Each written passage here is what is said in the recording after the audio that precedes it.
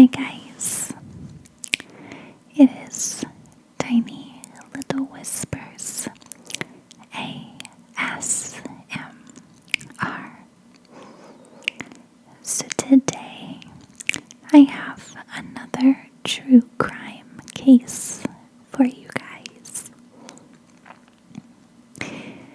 Before we get into today's case, I've mentioned before, but I am planning on filming a question and answer video. So if you have any questions that you want to see me answer, leave a comment down below. I'd like to get around 5 to 10 more questions before I do one of those videos for you guys. So today I have my computer sitting on my lap, and you'll see me look down occasionally to read over my notes from the case. So let's get into today's true crime ASMR case. Today we're looking into the disappearance of Timothy Pitzen.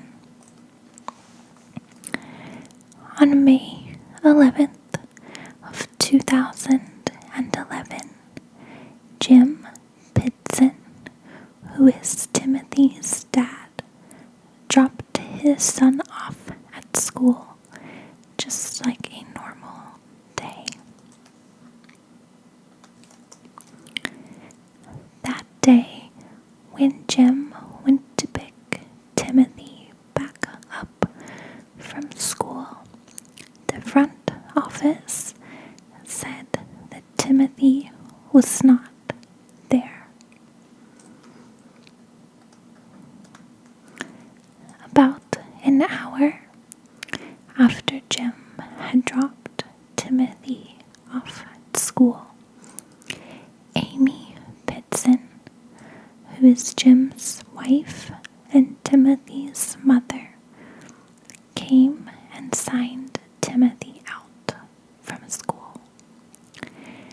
She said that there was a family emergency, but she gave no additional information at all.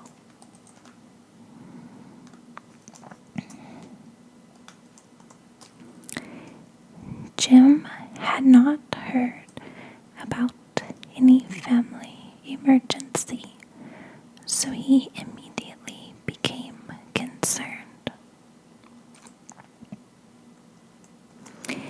Amy never made Jim aware that she had gone to the school to pick Timothy up. Jim travels back to their home to see if Amy or Timothy could be found there. But when he arrived, he did not see Amy or Timothy at all. Jim continued to grow more and more concerned as he called Amy's cell phone, and it would go to her voicemail.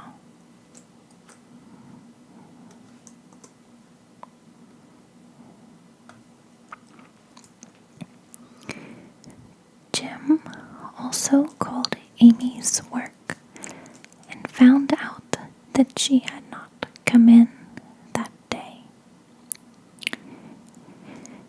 He continued to leave several messages with Amy asking if she and Timothy were okay.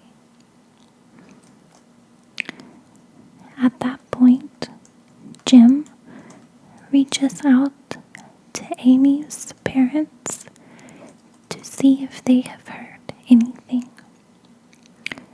Unfortunately, they have not heard anything and knew nothing about a family emergency.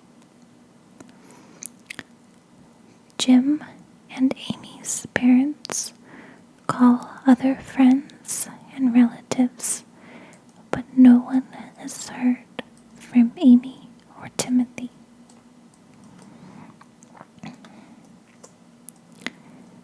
Jim starts to think that Amy is angry with him and not answering his calls because she is mad.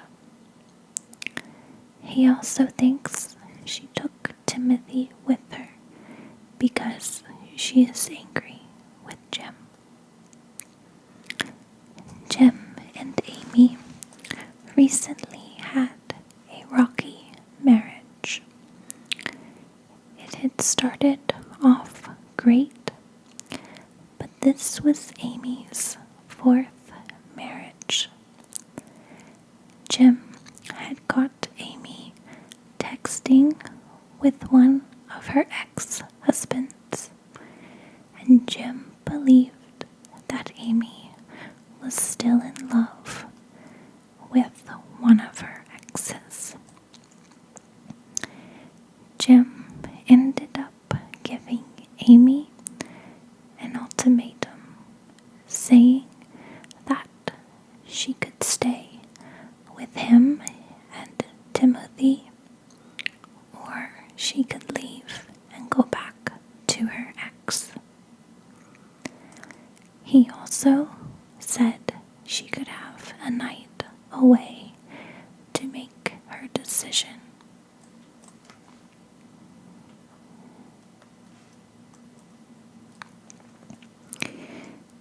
That night, Jim was concerned, but did not report Amy or Tim missing until the next morning.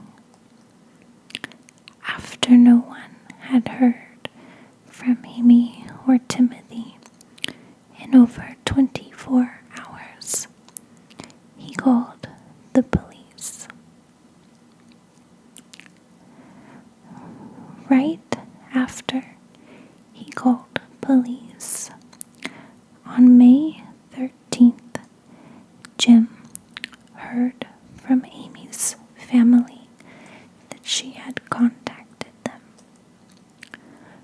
So the police had been out searching for Amy and Timothy and found nothing, but they stopped their search once Amy's family heard from her.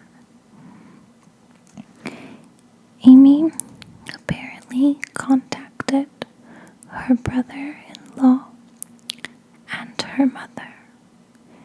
She called them both and told them that she was fine, but she just needed some time away from home. She also mentioned that she would be back home within 1 to 2 days.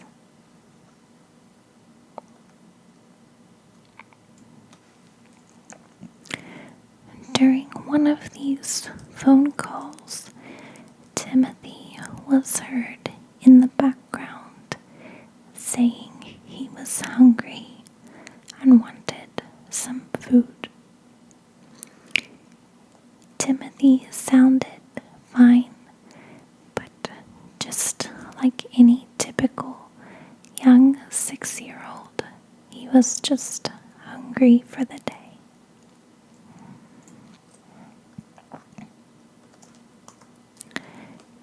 At one point, while Amy was talking to her brother-in-law, she mentioned that Timothy belongs to me.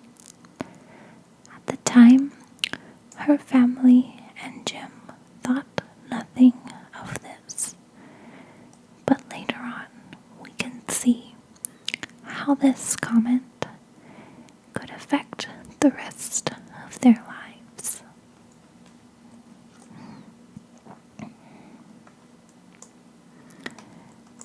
When Jim had spoken to Amy about her possibly leaving the family, Jim stated that he wanted custody of Timothy. Jim had a more stable job, and he was also a bit more mentally stable than Amy. He claimed that Timothy would stay with him if Amy chose to leave the family for another man.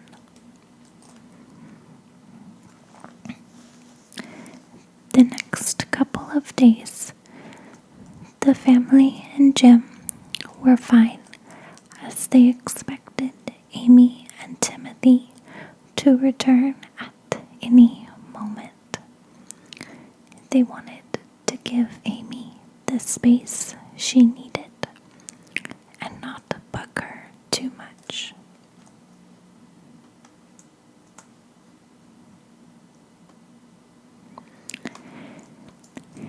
It was the next day, on May 14th of 2011, when the police showed up at Jim's front door. They stated that they had found Amy dead in Rockford, Illinois. A maid at the Rockford Inn had gone to clean a room where she found Amy dead of an apparent suicide.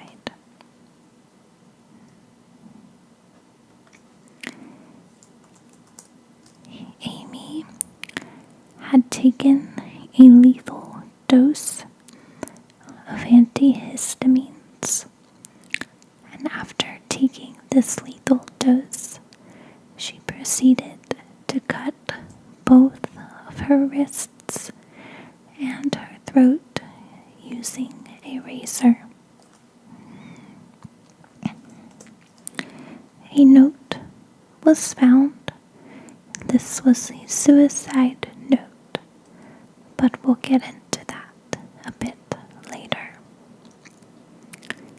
Jim immediately asked if his son Timothy was okay, when the police brought him more bad news. They were unfortunately unable to locate Timothy at the hotel, both in the room and in Amy's car.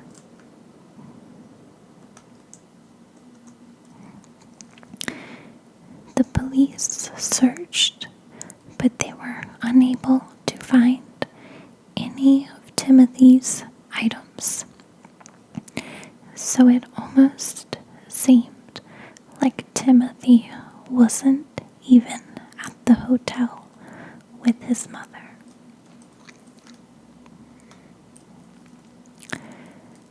At this point, the police still believed Timothy was alive, so they began pulling the cell phone records and bank records of Timothy's mother, Amy. The police were able to piece together a timeline for the last few days since Timothy was last seen at his school.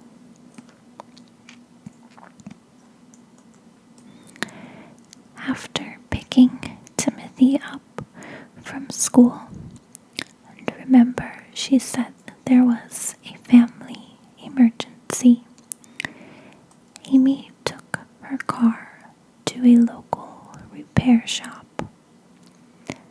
While her car was being repaired, she took Timothy to a zoo nearby.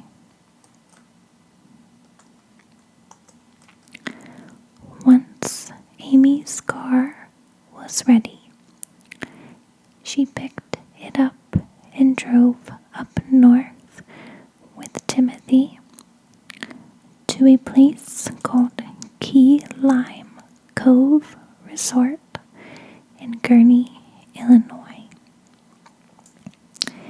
Here, Timothy and Amy stayed for one night, and they left the following morning.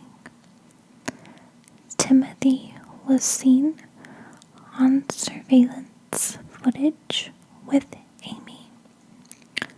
Both of them appeared to be normal, happy, and just as though there wasn't a care in the world.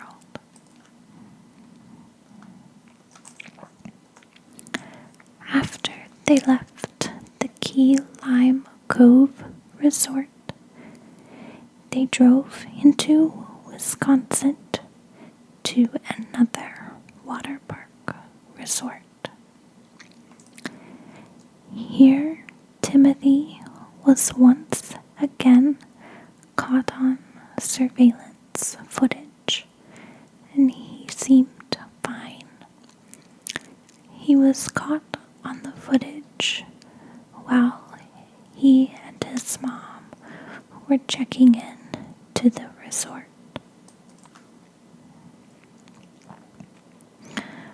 On May 13th, they left the second resort and drove to Sterling Rock Falls.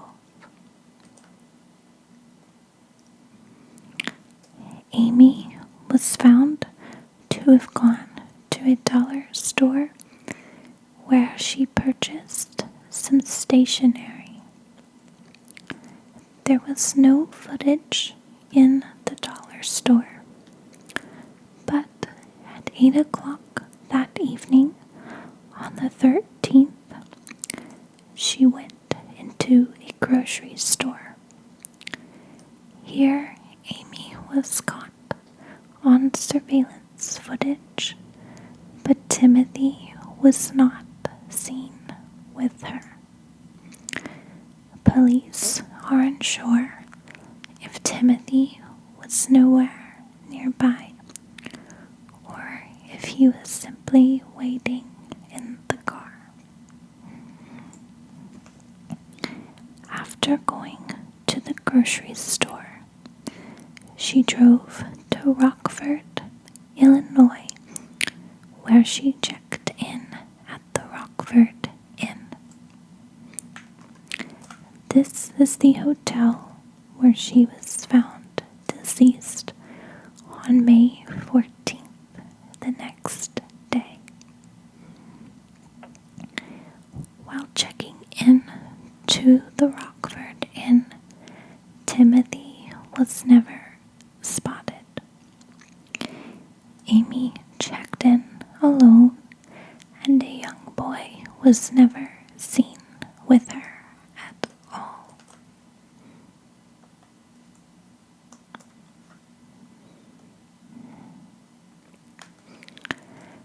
So, I had mentioned earlier that a suicide note was left alongside of Amy, and she also sent a suicide note to her mother, and both of these notes were written on the stationery she received at the dollar store. The note that was mailed to her mother said at one point she couldn't take the chance of Jim hurting Timothy for her actions. She also said that she had taken Timothy somewhere where he was safe and would be well cared for. There was an investigation done, but it was found that Jim was not abusing abusive and had never hurt Amy or Timothy. So it wasn't like she was trying to run away from an abusive relationship. And her statements here were a bit confusing, but it seems she didn't want Jim to be angry at Timothy if she left him with Jim.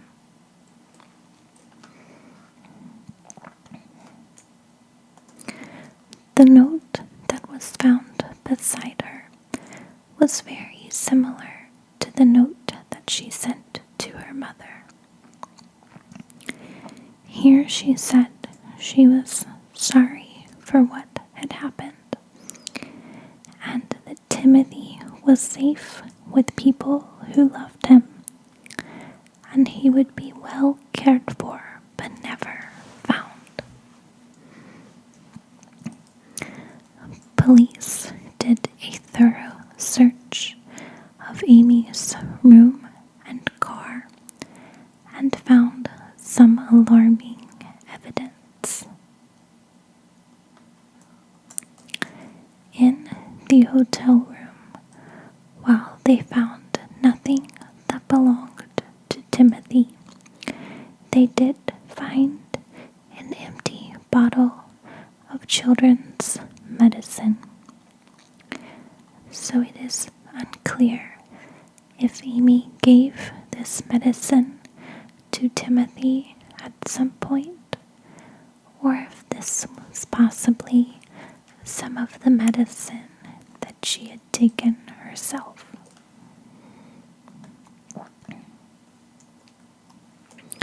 All of Timothy's items were gone from the car as well as some of the clothes that Amy was seen wearing on the surveillance footage. They were just missing.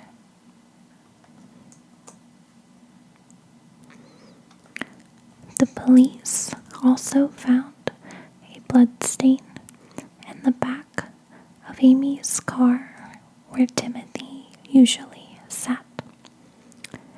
Timothy's family claims that he has very bad nosebleeds and that this blood stain was an old stain. The police did test the blood and found that it was Timothy's, but they are unable to determine how old the blood is.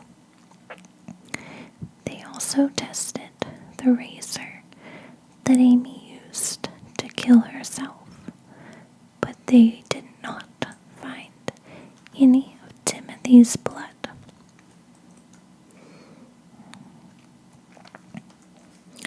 Under Amy's car, the police found a bunch of long, tall weeds that were stuck in the undercarriage. Using science, the police were able to determine what county these weeds came from. The police then did a thorough search of the county, both on foot and using dogs. The police believed that Amy had driven off the main road and either gave Timothy to someone or harmed him and left him somewhere. After the police were unable to find any physical evidence, they leaned more towards Timothy being handed off to someone else.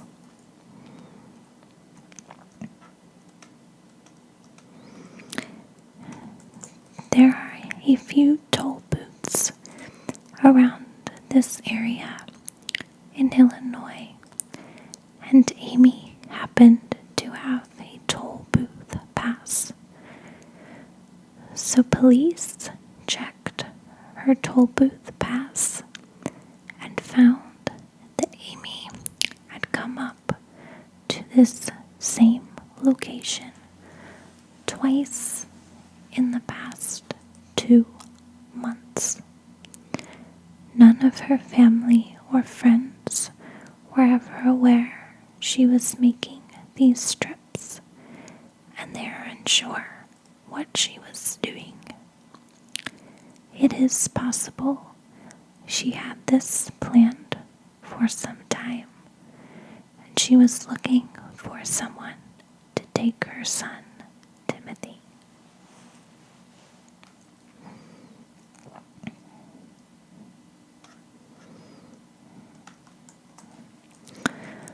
So, some quick backstory on Amy.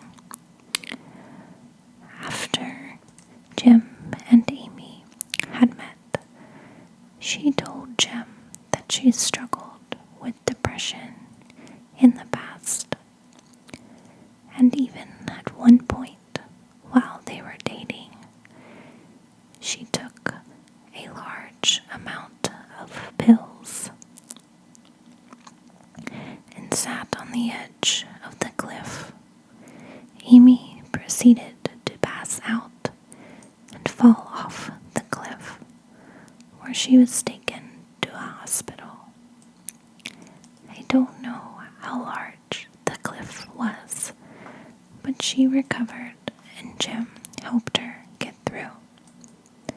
Eventually, they got married, and once they had Timothy, her depression seemed to get better.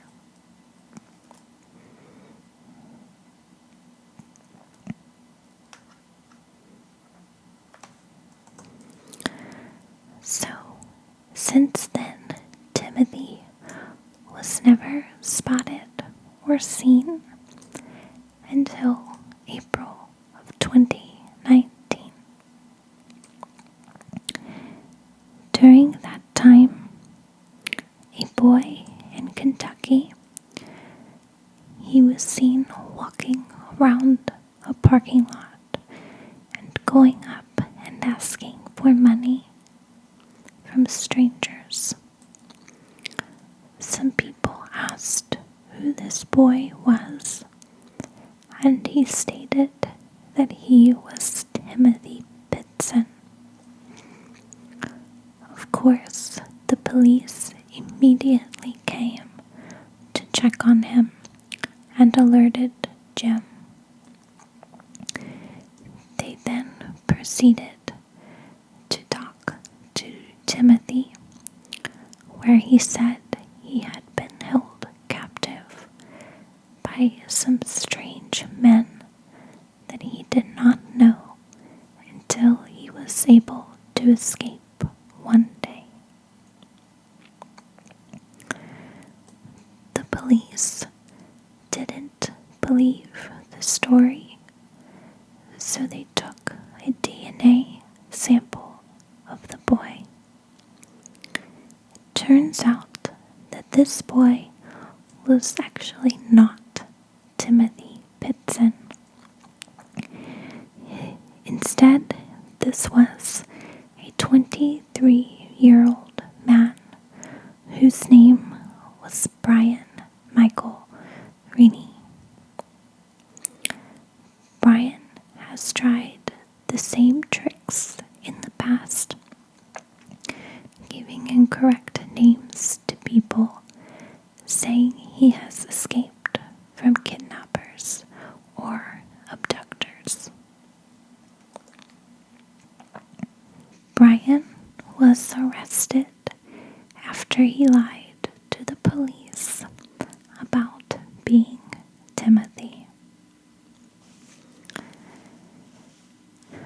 While Brian was not Timothy, it did bring back the case to the public eye.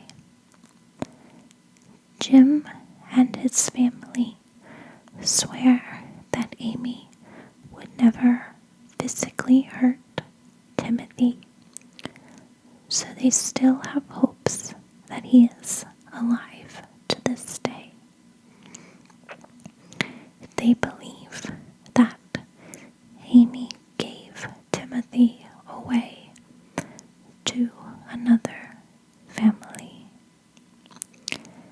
And I believe that this is a strong possibility. While Amy could have hurt her son, I would like to believe that she gave him away instead, especially since that is what her suicide notes stated.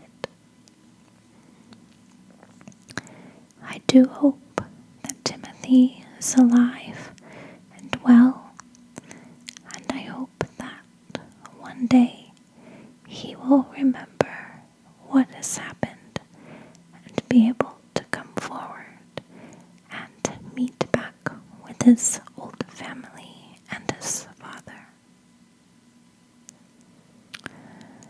I do hope we find some answers on this case very soon. I hope you guys enjoyed the case this evening, and I hope you now feel calm and relaxed. I will have another case for you guys soon. Thank you so